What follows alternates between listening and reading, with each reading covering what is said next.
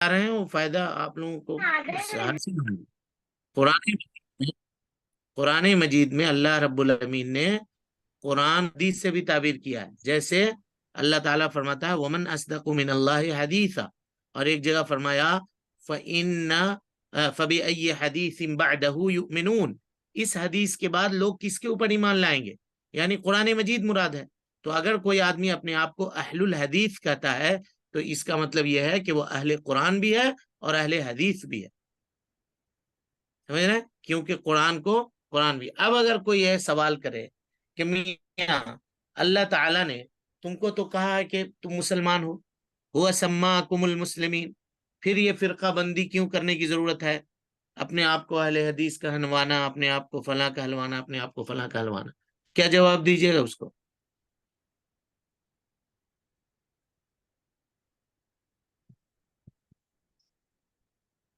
تو یہی بولیں گے نا شیخ کہ قرآن مجید کو حدیث کا نام دیا اللہ تعالیٰ۔ ٹھیک ہے، یہ تو اس کا جواب نہیں ہوا نا جی۔ ہم سوال کیا کر رہے ہیں، پہلے سوال سمجھیے پھر جواب دیجیے گا۔ جی بولیے، جی شیخ پھر سے ریپیٹ کیجیے شیخ۔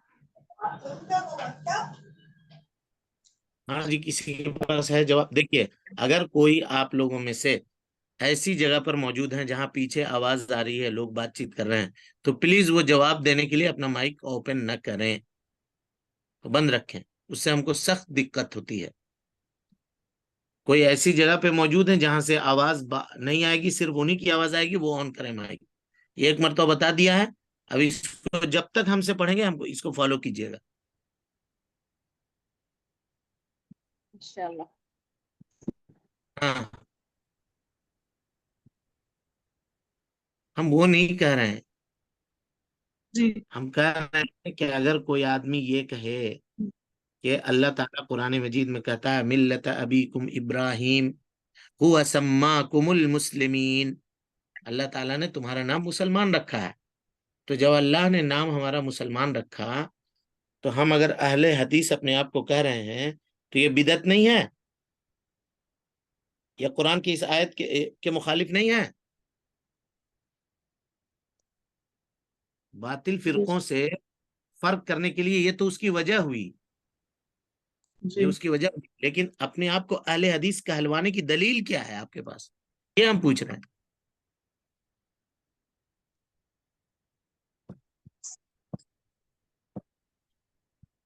ہاں جی،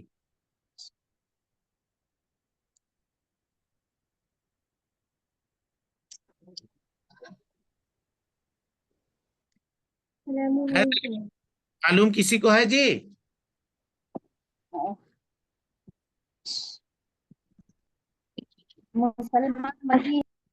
السلام علیکم۔ وعلیکم السلام۔ جی، ویسے تو ہم سب مسلمان ہی ہوتے ہیں، لیکن جیسے کہ آج کل کوئی کہتا ہے کہ میں دیوبندی ہوں، کوئی کہتا ہے کہ میں بریلوی ہوں، تو اس حساب سے اگر ہمیں کسی کو بتانا ہو کہ میں نہیں، وہ کون ہوں۔ جواب نہیں ہے، آپ لوگ سوال ہی نہیں سمجھ رہے، پتہ نہیں کیوں۔ جی جی، سوال میرا جواب جیسے کہ اہل الحدیث میں قرآن آیت نمبر 33 سے لی جا سکتی ہے نا؟ ہم کہیں گے کہ ہم قرآن اور حدیث کو فالو کریں۔ قرآن حدیث سمجھیے ہم کیا سوال کر رہے ہیں، آپ لوگ وجہ بتا رہے ہیں، صرف وجہ بتانا نہیں ہے نا مراد، سوال سمجھنا، صرف جواب دینا سوال کا حل نہیں ہے جی، سوال کو سمجھنا یہ نصف جواب ہے۔ پہلے جن کو نہیں سمجھ میں آ رہا وہ خاموش رہیں۔ ہم کہہ رہے ہیں کہ اس کی دلیل کیا ہے، آپ اپنے آپ کو اہل حدیث کہہ رہے ہیں، اس کی دلیل کیا ہے یہ پوچھ رہے ہیں ہم۔ کیوں آپ کہہ رہے ہیں یہ نہیں کہ کوئی اپنے آپ کو فلاں کہتا ہے، کوئی فلاں کہتا ہے تو ہم فلاں کہہ رہے ہیں، یہ تو کہہ ہی رہے ہیں، اس میں وضاحت دینے کی کیا ضرورت ہے؟ ہم بول رہے ہیں اس کی دلیل کیا ہے؟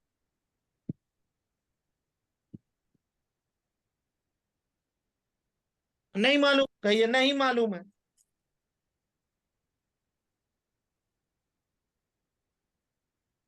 ہاں جی، جی شیخ کیونکہ ہم جامعیت پر ہیں۔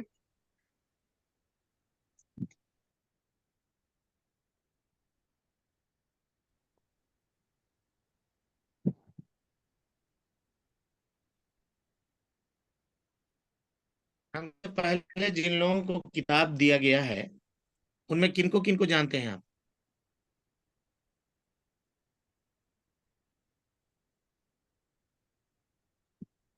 آپ صلی اللہ علیہ وسلم.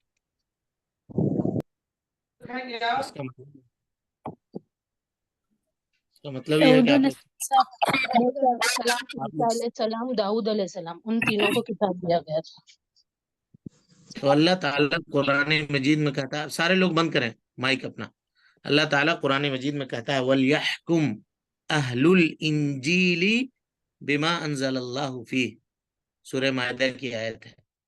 وَلْيَحْكُمْ أَهْلُ الْإِنْجِيلِ بِمَا أَنزَلَ اللَّهُ فِيهِ. تو اللہ تعالیٰ نے جن کو انجیل دیا ہے ان کو اللہ تعالیٰ نے کہا کہ اہل انجیل کو چاہیے کہ وہ کے مطابق فیصلہ کریں جو اللہ تعالیٰ نے ان کے اوپر کتاب نازل کی ہے.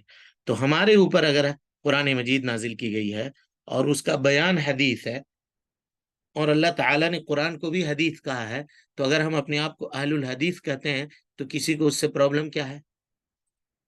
یہ اس کی دلیل ہوئی، سمجھیں؟ پھر کوئی پوچھے گا کہ وجہ کیا ہے رکھنے کی، تب کہیے گا کہ جہاں باطل فرقوں نے اپنا زور جمایا اور ہر ایک نے حق اپنے آپ کو ثابت کرنے کی کوشش کی، تو وہاں پہ جماعت حقہ نے جو کتاب و سنت کے اوپر عمل پیرا تھی اس نے اپنا نام اہل الحدیث رکھا، تاکہ پتہ چلے کہ یہ کتاب اللہ کو اور اللہ کے نبی صلی اللہ علیہ وسلم کی سنتوں کو اس منہج اور اس پیٹرن کے اوپر سمجھنے والے ہیں جس منہج اور پیٹرن کے اوپر صحابہ کرام رضوان اللہ علیہم اجمعین نے سمجھا ہے. یہی جامعیت ہے، یہی جامعیت ہے. جامع کہتے ہیں ہر چیز کو شامل. تو اگر ہم کہیں گے، دیکھیے کیا کہا، اسلاف محدثین اہل الحدیث کہلواتے. اسلاف محدثین اپنے آپ کو کہتے تھے اہل الحدیث، ہے نا؟ کیوں کہلواتے تھے؟ کہ اس میں جامعیت ہے. جامعیت کیا ہے؟ جامعیت یہ ہے کہ یہ قرآن کو بھی شامل ہے، حدیث کو بھی شامل ہے، اور اس کی دلیل بھی موجود ہے وَلْيَحْكُمْ أَهْلُ الْإِنْجِيلِ بِمَا أَنزَلَ اللَّهُ فِيهِ. چلیں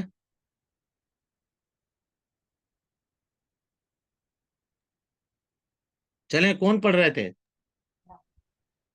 جی اعوذ باللہ من الشیطان الرجیم. تاریخی بار واقعہ، پڑھنے کی ضرورت نہیں، قرآن نہیں ہے جی. جی تاریخی واقعے کو قرآن پاک نے، ہاں چلیے. جی تاریخی واقعے کو قرآن پاک نے حدیث کا نام دیا، اس لیے کہ عرب بھی اپنی تاریخی واقعات اس لیے کہ عرب بھی اپنی تاریخی واقعات کو حدیث کہا کرتے. وَأَهْلَ أَدَاكَ حدیث موسیٰ، کیا آپ کے پاس موسیٰ کی گفتگو کے لیے بھی یہ لفظ بولا گیا. فَعَارِضْ عَنْهُمْ حَتَّى يَخُوضُوا فِي حَدِيثٍ غَيْرِهِ الْآنَ، بس ان سے اعراض کیجیے یہاں تک کہ وہ اس کے علاوہ کسی اور بات میں مشغول ہو جائیں. چلے، یہ سب حدیث حدیث کس کے طرح؟ اطلاقات ہیں، یہ سب حدیث کے اطلاقات ہیں. اب اگر ہم کہیں گے کہ حدیث کا ایک معنی بات چیت ہے، صحیح غلط معلوم نہیں، تو اب آپ کو چوز کرنا پڑے گا یہ صحیح ہے یا غلط ہے یا نہیں ہے. صحیح ہے نا؟ ہاں صحیح ہے. جیسے ابھی پڑھا آخری جملہ جو وہی پڑھا نا، بات جی چیت فَأَعْرِضْ عَنْهُمْ حَتَّى يَخُوضُوا فِي حَدِيثٍ غَيْرِهِ، آپ ان سے اعراض کیجئے یہاں تک کہ وہ دوسرے گفتگو میں مصروف ہو جائیں.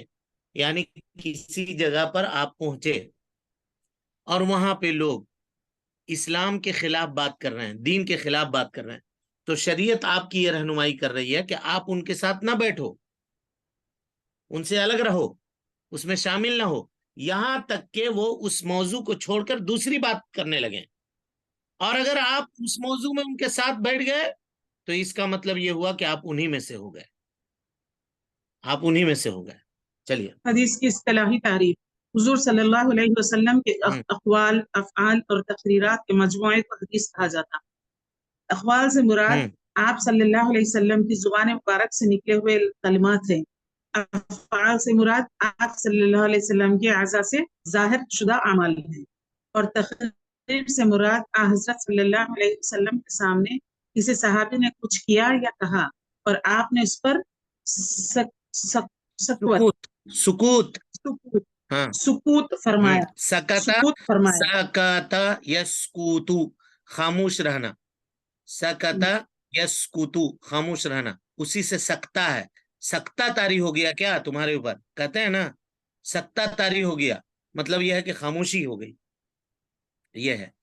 और उसी से कुरान मजीद में सकता है जी, वहां पे आदमी खामोश हो जाता है। जैसे कल्ला बल रान अला कुलूबिहिम मा कानू यक्सिबून, कल्ला इज़ा बलगतित तराक़ी वक़ील मन राक़, तरस ये सकता है। वक़ील मन राक़ वअफ़ु अन्ना वग़फ़िर लना वरहमना अंत मौलाना फंसुरना अलल कौमिल काफिरीन, ये सब सकता है। तो समझ गए? जी शेख, तो ये जो पढ़े ना आपके इसके बीच बीच में सकते के बीच में सांस लेना है या रुक के नहीं लेना, नहीं लेना, सांस नहीं लेना है, सांस तोड़े बगैर, सांस लिए बगैर खामोश करना है।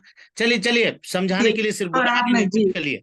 जी और आपने इस पर सकूत फरमाया, फिर नकीर सकूत सुकूत सुकूत, सुकूत हाँ सुकूत फरमाया, नकीर हाँ, नकीर नाके नाकी और नकीर ना की, नकीर माने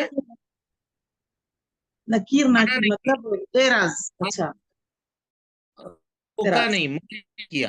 हाँ नकीर नाकी, और इससे यही समझा गया कि इस अमल या कौल की हुजूर सल्लल्लाहु अलैहि वसल्लम ने तस्दीक फरमा दी। तस्दीक कंफर्मेशन है, तो इसी तस्दीक को तकरीरी सूरत कहलाती। देखिए जी, हदीस की 3 किस्में हैं आमतौर पर। हदीस की किस्म क्या है, देखिए यहाँ पे एक इल्मी गुफ्तगू है, उसको सुन लीजिए, वो फायदा देगा। हदीस कहते किसको हैं, तो 4 मानी हदीस के बयान हुए हैं, 4 इतलाकात। कितने? 4 इतलाकात हदीस के बयान हुए हैं। इन चारों को अगर समझ जाइएगा ना, तो पूरा ये मसला आपका हल हो जाएगा। उसको इसीलिए गौर से समझिए। हदीस के मानी है अल्लाह की, हदीस को तरीका कहता है, किसी भी तरीका को हदीस कहते हैं। किसी भी तरीका को क्या कहते हैं? हदीस कहते हैं, या सुन्नत कहते हैं उसको। किसी भी तरीके को सुन्नत से समझिए, तब ज्यादा आसानी होगी। किसी भी तरीके को सुन्नत कहते हैं। सुन्नत माने तरीका, सुन्नत माने तरीका, कोई भी तरीका, चाहे अच्छा हो चाहे बुरा हो, उसको सुन्नत कहेंगे। नबी सल्लल्लाहु अलैहि वसल्लम के तरीके को, वो तरीका जिस पर अल्लाह के नबी सल्लल्लाहु अलैहि वसल्लम चले, उसको कहते हैं सुन्नत। जैसे कहा अल्लाह रब्बुल आलमीन, अल्लाह के नबी सल्लल्लाहु अलैहि वसल्लम ने, कि सबसे बेहतरीन तरीका किसका तरीका है? मेरा तरीका है। सबसे बेहतरीन तरीका मेरा तरीका है। यह सुन्नत से मुराद हुआ तरीका। उसके बाद आइए, सुन्नत कहते हैं नबी सल्लल्लाहु अलैहि वसल्लम के हदीस को। और फिर हदीस की 3 किस्में होती हैं। वो हदीस जो कौली है, यानी अल्लाह के नबी सल्लल्लाहु अलैहि वसल्लम ने कहा है अपनी जबान से, ये करो, ये ना करो, ऐसा करो, ऐसा ना करो, ये सब हदीस है। अफआल, अल्लाह के नबी सल्लल्लाहु अलैहि वसल्लम ने कुछ अमल किया हो, वो भी हदीस है।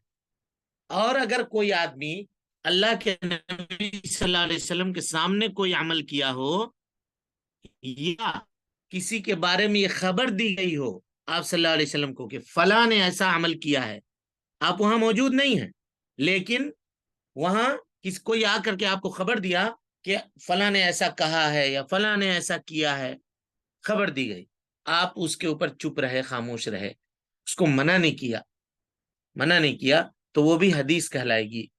तो इस हदीस को क्या कहेंगे? हदीस तकरीरी। वो हदीस जिसका ताल्लुक कौल से है, उसको कहेंगे हदीस कौली, और ये सबसे मजबूत तरीन दलील होती है।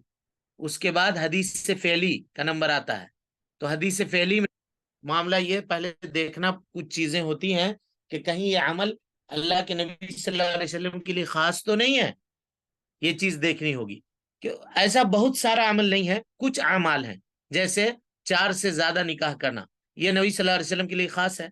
आप सल्लल्लाहु अलैहि वसल्लम का जब वफात हुई, तो उस वक्त ازواج مطہرات کی تعداد 9 تھی، ہے نا. تو اب کوئی آدمی یہ کہے کہ نبی صلی اللہ علیہ وسلم نے چونکہ 9 شادیاں کی ہیں تو ہم بھی کریں گے، تو ہم کہیں گے نہیں، نبی صلی اللہ علیہ وسلم کی یہ سنت تو ہے لیکن یہ خاص ہے آپ صلی اللہ علیہ وسلم کے لیے، امت کے لیے نہیں ہے.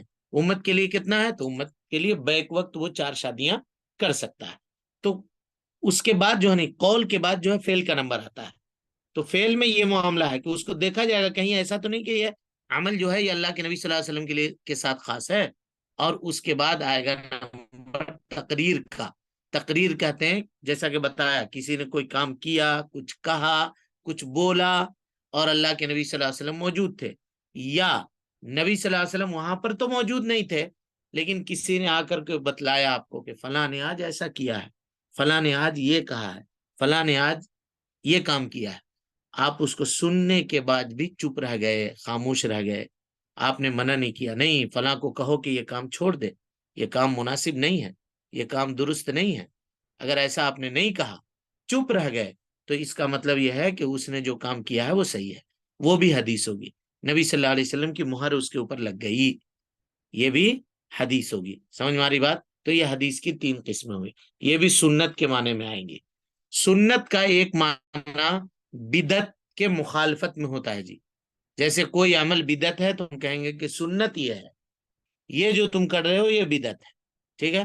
اسی طرح سے سنت کا ایک اطلاق ہوتا ہے مستحب کے معنی میں، مستحب کے معنی میں ہوتا ہے.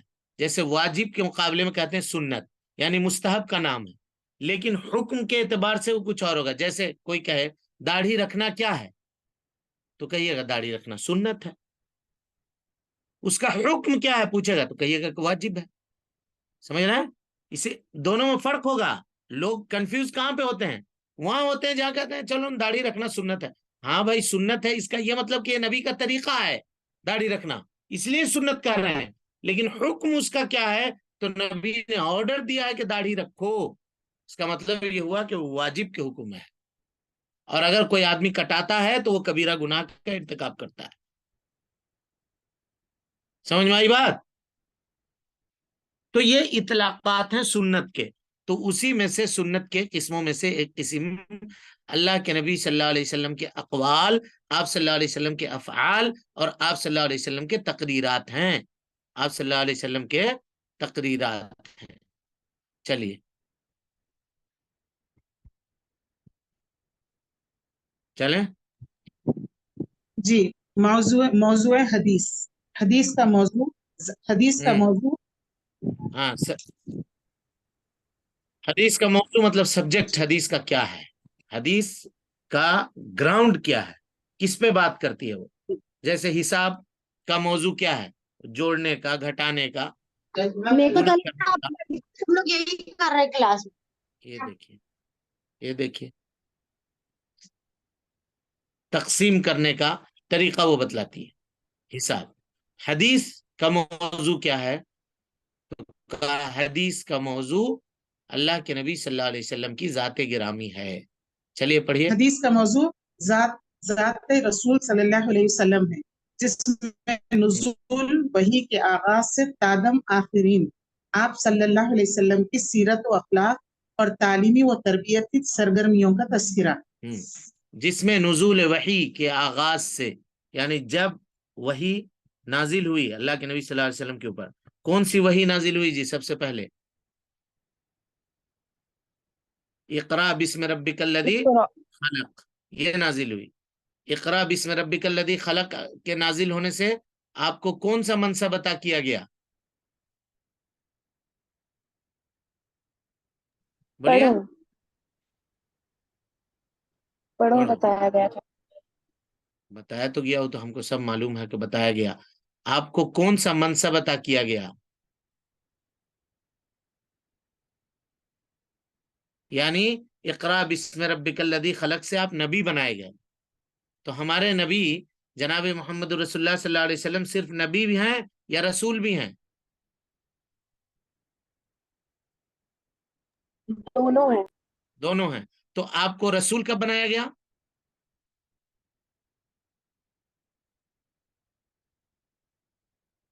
آپ کو رسول کب بنایا گیا جی؟ کوئی لکھ رہا اسی وقت.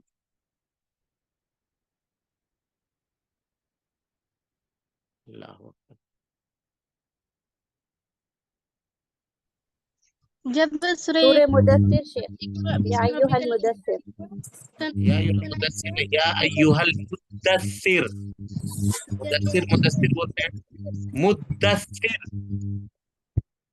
جب سورۃ المدثر نازل ہوئی تو آپ کو رسول بنایا گیا.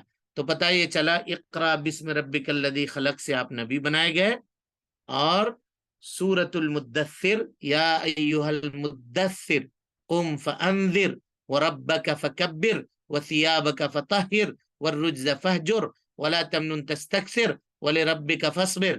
ان آیتوں سے اللہ کے نبی جناب محمد رسول اللہ صلی اللہ علیہ وسلم رسول بنائے گئے. یہ یاد رکھیے گا. چلیے، تو اللہ کے نبی صلی اللہ علیہ وسلم جب رسول بنائے گئے یا نبی بنائے گئے، اس کے بعد سے لے کر کے اللہ کے نبی صلی اللہ علیہ وسلم کی حیات طیبہ مبارکہ جب تک رہی دنیا کے اندر، اور اس میں جو واقعات پیش آئے، جو چیزیں پیش آئی، جو معاملات پیش آئے، چاہے اس کا تعلق نبی صلی اللہ علیہ وسلم کے طریقے سے ہو، چاہے آپ کے اخلاق سے ہو، آپ کے کردار سے ہو، آپ کے تعلیم و تربیت کے معاملے سے ہو، کوئی بھی معاملہ ہو، یہ سب تمام معاملات کیا ہوں گے؟ حدیث رسول کا موضوع ہوں گے. دشمنوں سے آپ نے کیسے معاملہ کیا، دوستوں سے آپ نے کیسے معاملہ کیا، آپ کے گھریلو زندگی کیسے تھے، سفر میں آپ کس طرح سے زندگی گزارتے تھے، گھر میں رہتے تھے تو کیسے زندگی گزارتے تھے، صحابہ کرام کے ساتھ کیسے رہتے تھے، کیسے اٹھتے تھے، بیٹھتے تھے، کیسے چلتے تھے، یہ ساری چیزیں حدیث کی گفتگو کا موضوع ہے، حدیث کا گراؤنڈ ہے. حدیث انہی کے درمیان ارد گرد میں گھومے گی. چلیے. جی، حدیث کی حیثیت قرآن کریم میں شریعت اسلامیہ کی اساس اور بنیاد قرآن اور سنت رسول اللہ ہے. چنانچہ قرآن کریم میں اللہ تعالیٰ نے اپنے رسول اللہ صلی اللہ علیہ وسلم کو پلٹی کی بحیثیت متاع. پیج پلٹی کیجئے، کون بدلنا ہے؟ اسکرین پہ جو پیج ہے اس کو بدلیے جی.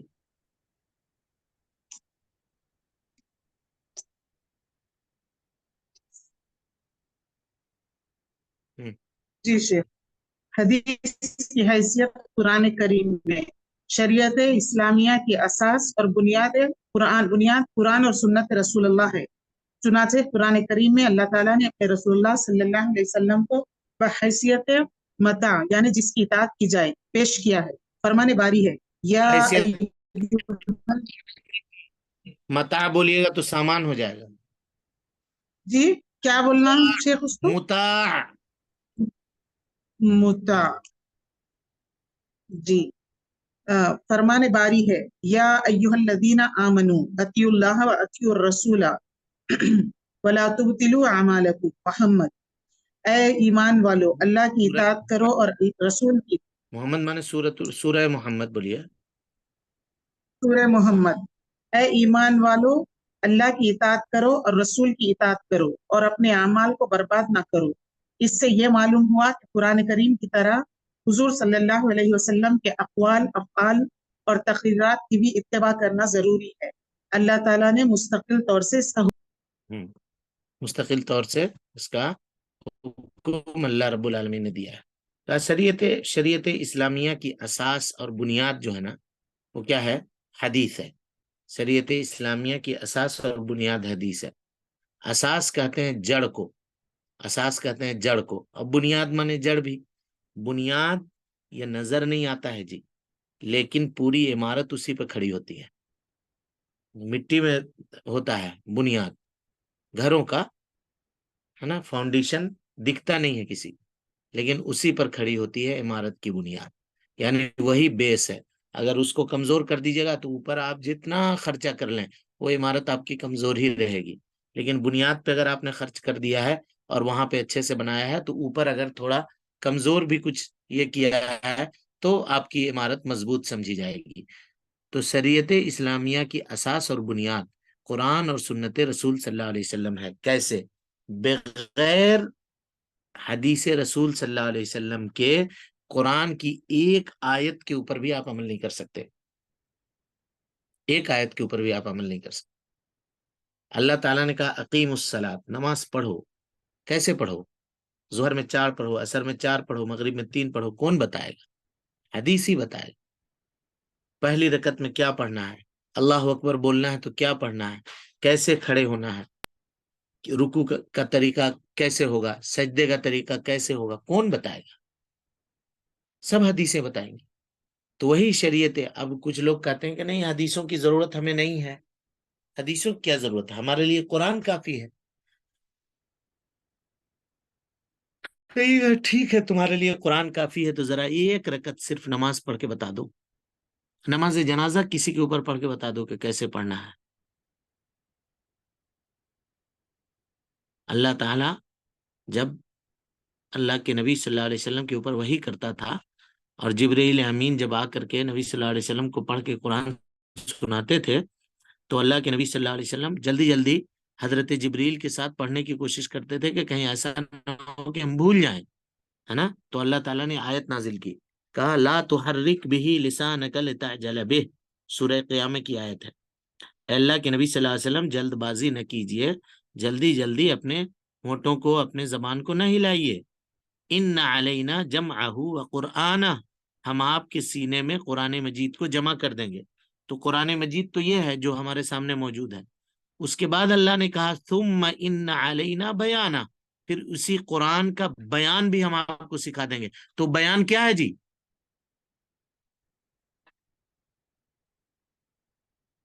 بیان کیا ہے؟ جو لوگ یہ کہتے ہیں کہ حدیث رسول پہ عمل کرنے کی ضرورت نہیں، ان کو کہیے کہ پھر بیان کہاں ہے؟ تم بتاؤ، قرآن میں نظر آ رہا ہے، ٹھیک، بیان کہاں؟ بیان تو جب حدیث کو دو چیزیں اللہ تعالیٰ نے کہی ہیں، تو ان علینا بیان، ہمارے پاس بیان یہی حدیث ہے۔ بیان کیا ہے؟ یہی حدیث ہے۔ اور کچھ لوگ اس میں مغالطہ ڈالتے ہیں کہ حدیث کی حفاظت کی ذمہ داری اللہ نے نہیں لی ہے نا، تو صرف قرآن کی حفاظت کی ذمہ داری لی ہے، اسی لیے قرآن محفوظ ہے، حدیثوں میں خلط ملط ہو گیا ہے، اس کے لیے اس کے اوپر عمل کرنے کی ضرورت نہیں ہے۔ والعیاذ باللہ، حدیث اگر قرآن مجید ٹیکسٹ بک ہے تو حدیث اس کی ہے، بغیر اس کے آپ اس کو سمجھ نہیں سکتے ہیں۔ تو ٹیکسٹ بک کا کیا فائدہ جب اس کی موجود ہی نہ ہو؟ کیا فائدہ؟ تو اس کا مطلب یہ ہوا کہ قرآن مجید کی حفاظت کی ذمہ داری کے ساتھ ساتھ حدیث کی حفاظت کی ذمہ داری بھی اللہ نے لی ہے، ورنہ کیسے ہوگا؟ اللہ تعالیٰ نے کیا کہا؟ یا ایھا الذین آمنوا اطیعوا اللہ واطیعوا الرسول، اللہ کی اطاعت کرو، اللہ کی اطاعت، قرآن مجید کی اطاعت، واطیعوا الرسول، تو رسول کی اطاعت کیسے ہوگی جب حدیثی محفوظ نہیں ہوگی؟ تو کیسے ہوگی؟ بولے کوئی آدمی بتاوے، کوئی نہیں بتا سکتا۔ اس کا مطلب یہ ہوا کہ اللہ نے قرآن کی بھی حفاظت کی ذمہ داری لی ہے، حدیث کی بھی حفاظت کی ذمہ داری لی ہے، ورنہ اللہ تعالیٰ وہ کام کیوں کہے گا ہم کو جو کام ہم کریں ہی نا؟ یعنی وہ بات آج ہم کو سمجھ میں آ رہی ہے، وہ چیز اللہ کو نہیں سمجھ میں آئی، نعوذ باللہ والعیاذ باللہ۔ حدیث کی بھی حفاظت اللہ تعالیٰ نے کی ہے، قرآن کی بھی حفاظت اللہ تعالیٰ نے کی ہے، حدیث بھی اسی صورت میں موجود ہے جس صورت میں قرآن مجید موجود ہے۔ ہاں، کچھ دھما چوکڑی مچائی ہے لوگوں نے اس کے اندر، لیکن اس کے لیے اللہ تعالیٰ نے ایسے افراد پیدا کیے، محدثین کی ایسی ٹیم پیدا کی کہ ضعیف حدیثوں کو چھانٹ کر کے الگ کر دیا، بالکل اس طرح سے جس طرح سے آٹے سے کوئی آدمی بال کھینچ کر کے نکال لیتا ہے، الگ کر لیتا ہے، ضعیف حدیثوں کا تار پود بکھیر کر کے رکھ دیا، بتا دیا لوگوں کے سامنے کہ یہ حدیث ضعیف ہے، یہ حدیث موضوع ہے۔ اس لیے کسی کے جھانسے میں آنے کی ضرورت نہیں ہے۔ لوگ کہتے ہیں کہ حدیث یہ ہے، حدیث فلاں، حدیث چلا ہے، کمزور ہے۔ وقت ہو گیا، اب انشاءاللہ پھر کل لوٹیں گے ہم لوگ اسی بات کے اوپر۔ السلام علیکم ورحمۃ اللہ وبرکاتہ۔